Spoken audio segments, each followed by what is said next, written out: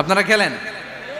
তো এই খেলা দেখে আনাস রাদিয়াল্লাহু তাআলা আনহু ভুলে গেলেন যে বিশ্বনবীর জামা আনতে হবে। উনি ভুলে যে উনিও দাঁড়িয়ে খেলা দেখতে শুরু করলেন।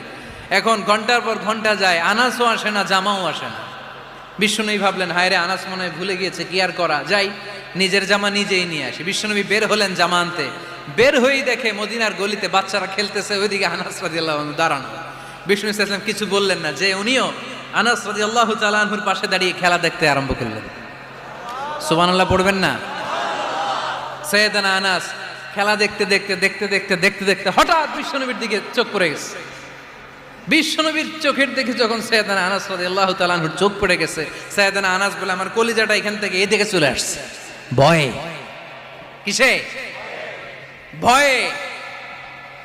উনি বললেন, আমার গলা শুকিয়ে যেতে আরম্ভ করলো, কাঁপতে লাগলাম। হায় হায়, এখন আমার মনে পড়ছে বিশ্বনবীর জামা আনতে পাঠাই